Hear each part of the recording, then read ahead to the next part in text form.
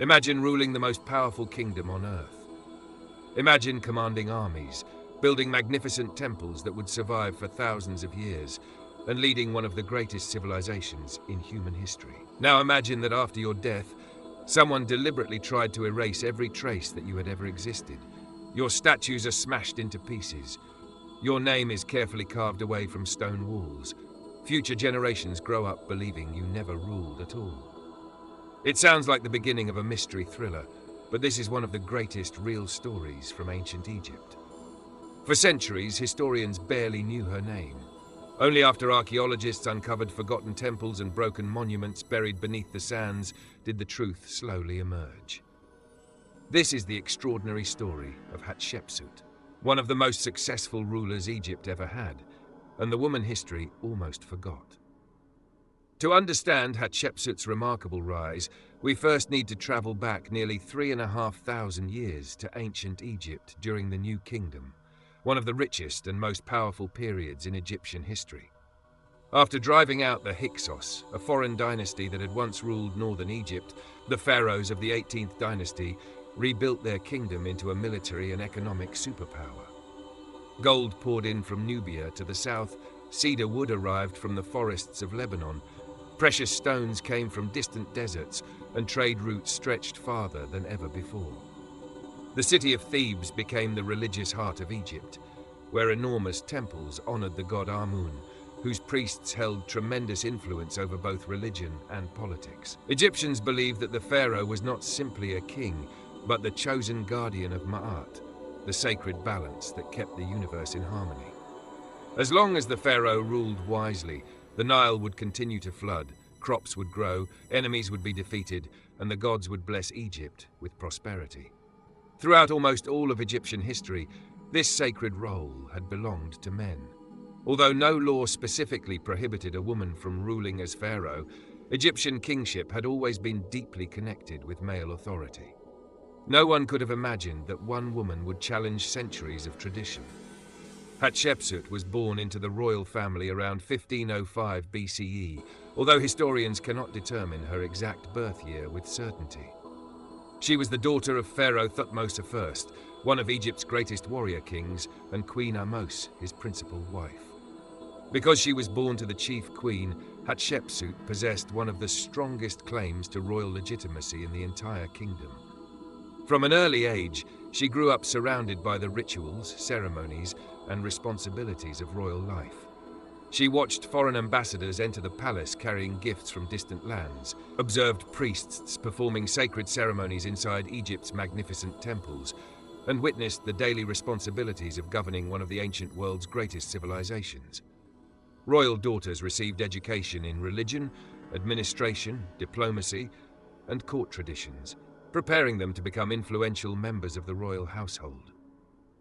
Among the most important titles Hatshepsut would later receive was the position of God's wife of Amun, one of the highest religious offices in Egypt. This role gave her immense prestige and strengthened her relationship with the powerful priesthood of Amun, whose support would later become one of the foundations of her political authority.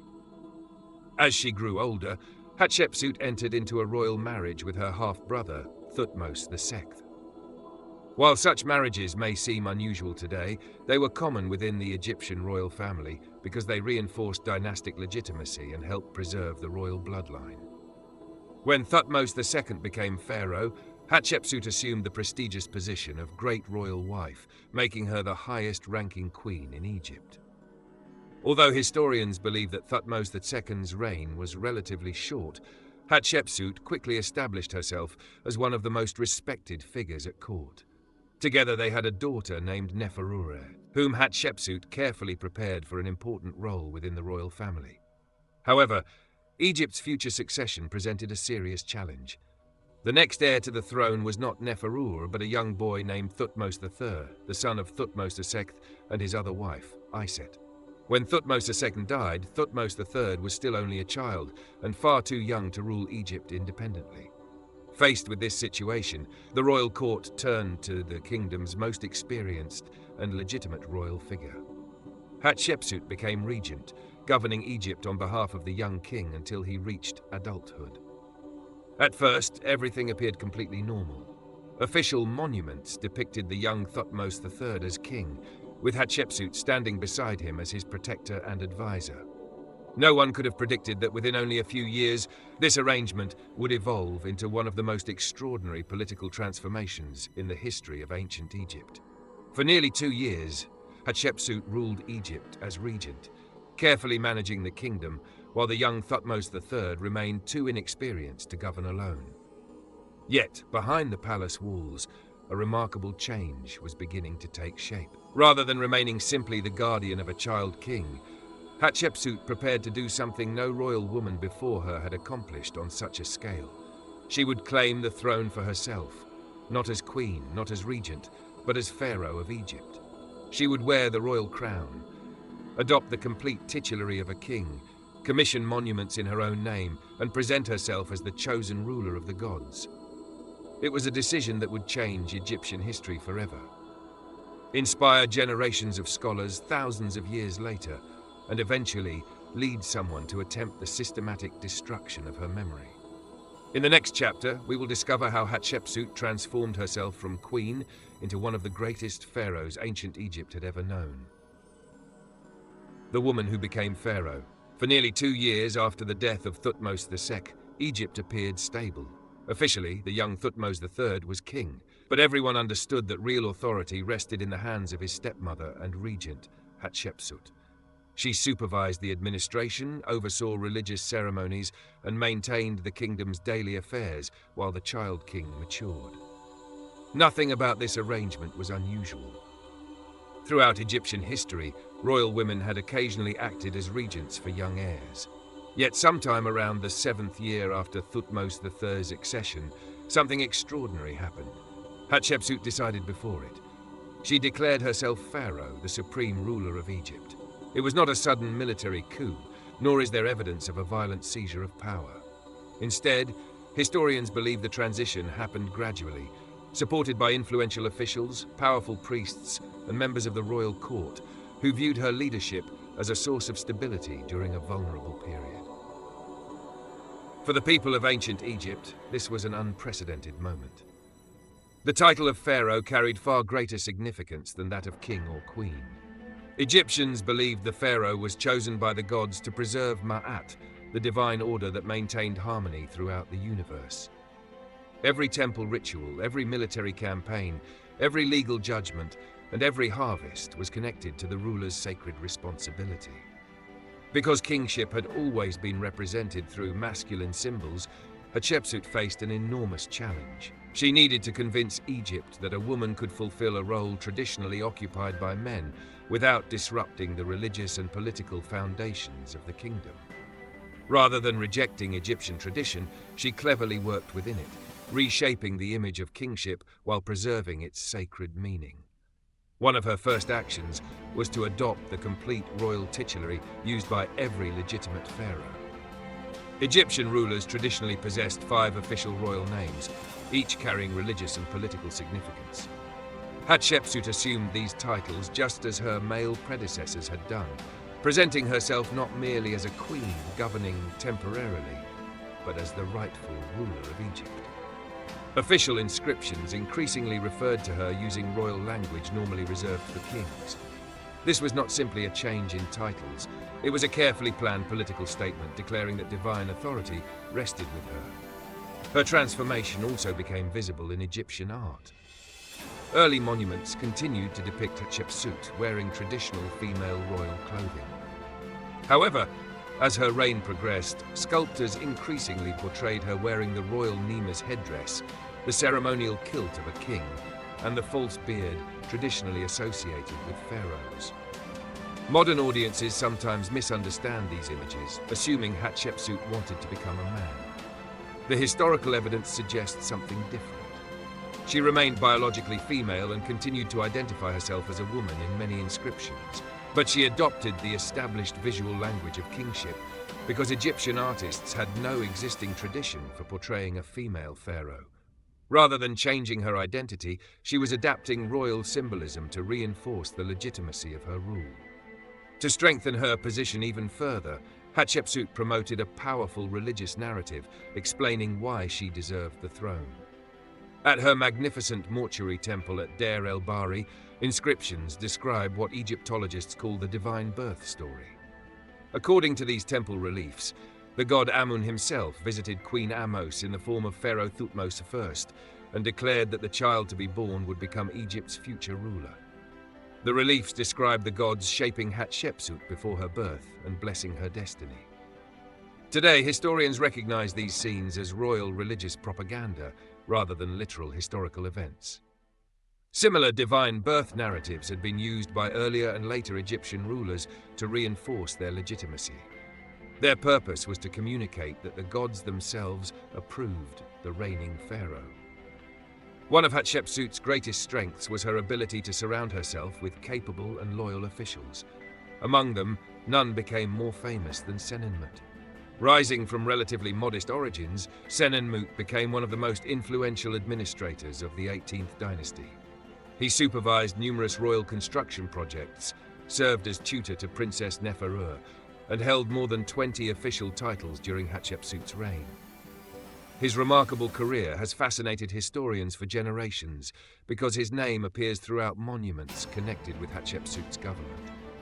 Over the centuries, some writers have speculated that Senenmut and Hatshepsut may have shared a romantic relationship. However, despite these popular stories, no direct archaeological evidence confirms such a relationship. Most Egyptologists therefore treat these claims as unproven speculation rather than established historical fact. What is certain is that Senenmut was one of the most trusted officials in her administration and played a major role in carrying out her ambitious building projects. While Hatshepsut was consolidating her authority, the young Thutmose III remained an important figure within the royal family. Contrary to older theories, there is no convincing evidence that Hatshepsut imprisoned him or attempted to eliminate him as a political rival. Official inscriptions continued to recognize him as king alongside Hatshepsut, although she clearly exercised senior authority throughout her reign. As he grew older, Thutmose III received military training and gradually assumed greater responsibilities within Egypt's army.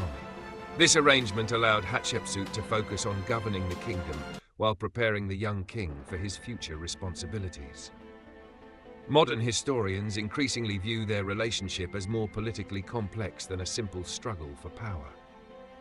With her authority firmly established, Hatshepsut turned her attention toward transforming Egypt itself.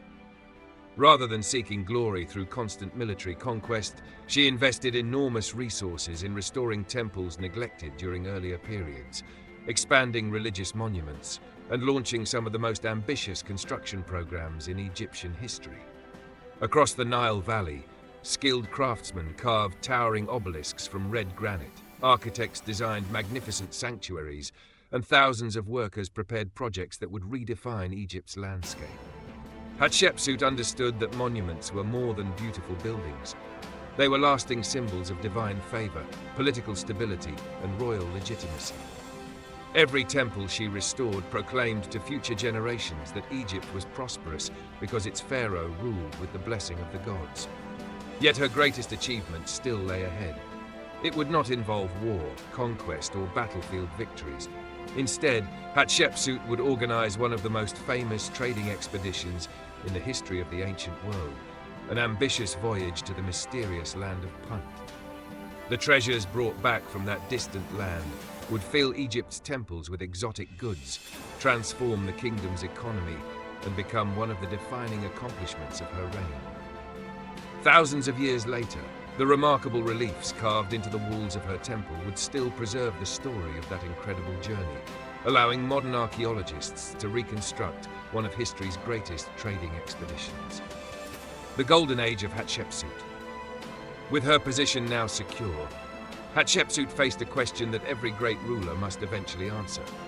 How would history remember her? Many pharaohs before her had sought immortality through military conquest, filling temple walls with scenes of defeated enemies and triumphant battles. But Hatshepsut chose a different path. Rather than spending her reign expanding Egypt through endless warfare, she focused on something equally powerful: economic prosperity. monumental architecture, religious devotion, and international trade. It was a bold strategy that would transform Egypt into one of the wealthiest civilizations of the ancient world. Her reign became known not for constant bloodshed, but for stability, prosperity, and extraordinary construction projects that would endure for thousands of years. One of Hatshepsut's earliest priorities was restoring the temples that had suffered neglect during previous generations. Throughout Egypt, teams of architects, sculptors, and craftsmen were sent to repair sacred buildings, replace damaged statues, and expand temples dedicated to the gods. Among all the deities worshipped in Egypt, none held greater importance than Amun, whose great temple complex at Karnak in Thebes had become the spiritual heart of the kingdom. Hatshepsut invested enormous resources into enlarging Karnak, believing that honoring the gods was essential for maintaining Ma'at, the divine balance that Egyptians believed sustained the universe. Every new sanctuary, every carved relief, and every offering reinforced the idea that her reign enjoyed the full blessing of the gods. Perhaps the most spectacular symbols of her rule were the giant granite obelisks she commissioned at Karnak. These towering monuments were carved from single pieces of red granite quarried at Aswan, hundreds of kilometers south of Thebes. Transporting stones weighing hundreds of tons without modern machinery remains one of the greatest engineering achievements of the ancient world. Workers carefully cut the granite from the bedrock using stone tools, shaped each obelisk with remarkable precision, and floated them north along the Nile on specially designed barges. One of Hatshepsut's obelisks originally stood nearly 30 meters tall and remains among the tallest surviving ancient Egyptian obelisks today. Inscriptions carved into its polished surface proudly proclaimed that she completed the project for her father, the god Amun, and emphasized that it had been finished in an astonishingly short period. Whether the exact construction time recorded was symbolic or literal remains debated, but there is little doubt that the monument demonstrated the wealth, organization, and engineering skill of her government. Yet no building better represents Hatshepsut's vision than her magnificent mortuary temple at Deir el-Bahri, located on the west bank of the Nile opposite modern Luxor. Designed under the supervision of her trusted official Senenmut, the temple was unlike anything Egypt had seen before. Rather than rising as a massive pyramid, it stretched gracefully across a series of broad terraces connected by monumental ramps that blended naturally into the towering limestone cliffs behind it. Long colonnades lined each level, creating a sense of perfect symmetry and harmony with the surrounding landscape. Even today, many archaeologists and architects consider it one of the greatest masterpieces of ancient architecture. Every wall inside the temple told a story, not only of Hatshepsut's reign, but also of the divine legitimacy she claimed as pharaoh. Among the temple's most remarkable reliefs are those describing an expedition to a mysterious land known as Punt. For centuries, Punt had been famous throughout Egypt as a distant region rich in luxury goods, but direct contact had become rare. Determining Punt's exact location remains one of archaeology's enduring questions. Most modern scholars believe it was located somewhere along the Red Sea coast, likely in parts of present-day Eritrea, eastern Sudan, Djibouti, Somalia, or a combination of these regions. Whatever its exact location, Punt represented immense economic opportunity. Instead of preparing an army, Hatshepsut assembled a fleet of trading ships and dispatched them across the Red Sea on one of the most celebrated commercial expeditions in Egyptian history. The reliefs carved at Deir el-Bahri provide an extraordinary visual record of this journey. They depict Egyptian ships arriving safely in Punt, where local leaders welcomed the expedition peacefully rather than with hostility. The Egyptians exchanged goods and returned with valuable cargo unlike anything available along the Nile. They brought back ebony wood, ivory, gold, leopard skins, exotic animals, incense, fragrant resins, and living myrrh trees. These trees held special significance because incense played a central role in Egyptian religious ceremonies. Rather than importing only harvested resin, Hatshepsut ordered entire myrrh trees transported back to Egypt so they could be planted near her temples. The temple reliefs proudly show workers carrying the trees with their roots carefully wrapped for the long journey home.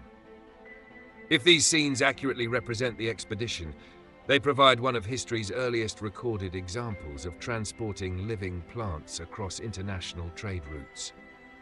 The success of the Punt expedition was more than an economic triumph. It was powerful political propaganda. By filling her temple walls with detailed images of peaceful trade, Hatshepsut presented herself as a ruler capable of bringing wealth through diplomacy instead of constant warfare. This did not mean Egypt abandoned its military. Evidence indicates that limited military campaigns continued during her reign, particularly in Nubia and nearby frontier regions, and Thutmose III likely gained valuable military experience during this period. However, unlike many earlier kings who glorified battlefield victories above all else, Hatshepsut emphasized prosperity, religious devotion, and international commerce as the foundations of her rule. Throughout her reign, Egypt's economy flourished. Agricultural production remained strong thanks to the dependable flooding of the Nile. Trade routes expanded. Temples received generous donations. Skilled craftsmen found steady employment constructing monuments across the kingdom. The government maintained political stability, allowing resources to be invested in architecture, religion, and administration rather than prolonged wars. Although surviving records naturally emphasize royal achievements, archaeological evidence suggests that Hatshepsut presided over one of the most stable and prosperous periods of the 18th dynasty. As the years passed, her confidence as pharaoh became unmistakable. New statues portrayed her wearing the royal Nemes headdress, holding the traditional crook and flail, and standing in the same poses used by generations of male rulers before her. These images did not erase her identity as a woman. Instead, they reflected the artistic conventions through which Egyptians recognized legitimate kingship. To the people of Egypt, the visual language of power mattered as much as the individual who wore it. By mastering that language, Hatshepsut secured her place among the pharaohs. For more than 2 decades, Egypt experienced remarkable peace, prosperity, and ambitious construction under her leadership. By every visible measure, Hatshepsut had achieved what few rulers ever could. She had stabilized the kingdom, honored the gods, expanded international trade, and left behind monuments that proclaimed her greatness in stone. It seemed certain that future generations would remember her as one of Egypt's greatest pharaohs. But history would take a very different turn. After Hatshepsut's death, something extraordinary began to happen. Workers returned to temples they themselves had built. Royal sculptors who had once carved her statues were ordered to destroy them. Her royal names disappeared from the walls. Her images were broken, buried, or replaced with those of other kings. It was not random destruction, nor the result of natural decay. Someone was deliberately removing Hatshepsut from Egypt's official memory. Who gave that order? Why would one of Egypt's most successful rulers be erased from history? And was the man often blamed for this campaign, Thutmose III, really responsible? Those questions lead us into the final and greatest mystery of Hatshepsut's remarkable life. Why history tried to erase Hatshepsut? For more than 20 years, Hatshepsut ruled Egypt with remarkable success. Her monuments stretched across the Nile Valley, her temples honored the gods, her trade expeditions filled Egypt with wealth, and the kingdom remained politically stable. By every visible measure, she had secured her place among the greatest rulers of the new kingdom. Yet sometime around 1458 BCE, Hatshepsut disappeared from the historical record. The exact cause of her death remains unknown. No ancient Egyptian document describes her final days, and no surviving inscription records the circumstances surrounding her death. Modern researchers believe she likely died in her 50s, probably from natural causes, although some studies of her mummy suggest she may have suffered from several health problems, including arthritis, diabetes, obesity, dental disease, and possibly cancer. Because the evidence is incomplete, historians cannot determine the precise cause of her death with certainty. Following Hatshepsut's death, Thutmose III became the sole ruler of Egypt. Unlike the young child who had once depended on her regency, he was now a fully trained king and an experienced military commander. Over the next several decades, Thutmose III would become one of Egypt's greatest warrior pharaohs, leading numerous military campaigns into Syria and the Levant, and expanding Egyptian influence farther than ever before. For many years, historians believed that Thutmose III immediately took revenge against Hatshepsut for keeping him from the throne. According to this older theory, he ordered her monuments destroyed out of anger and resentment. It was an attractive story, full of betrayal and revenge. However, modern archaeological evidence paints a more complicated picture. One of the most important discoveries made by Egyptologists is the timing of the destruction. Careful study of inscriptions and monuments shows that many of the attacks on Hatshepsut's images did not begin immediately after her death. Instead, much of the damage appears to have occurred roughly 20 years into Thutmose III's sole reign. This delay has caused many historians to question the traditional revenge narrative. If Thutmose III had truly been driven by personal hatred, why would he wait nearly 2 decades before beginning such a campaign? The evidence suggests that the reasons were probably political rather than emotional. Many Egyptologists now believe that the removal of Hatshepsut's royal images was intended to reinforce the traditional line of male succession within the 18th dynasty. By presenting the royal genealogy as passing directly from Thutmose I to Thutmose II and then to Thutmose III, later rulers could strengthen the appearance of uninterrupted male kingship. In this interpretation, the campaign was less about erasing Hatshepsut as an individual and more about reshaping the official history of the dynasty. Rather than destroying every trace of her existence, those responsible often targeted images that portrayed her specifically as pharaoh. In many places, statues were broken or buried, cartouches containing her royal names were carefully removed, and reliefs were altered. Yet numerous inscriptions identifying her as a queen or royal family member survived untouched. If the goal had been to erase her completely, historians argue that far more evidence would likely have disappeared. The destruction itself was surprisingly methodical. At Karnak, workers chiseled away her royal names from temple walls. At Deir el-Bahri, some statues were smashed and buried in pits near the temple instead of being completely destroyed. Archaeologists later uncovered hundreds of these broken sculptures, allowing modern scholars to reconstruct many of them.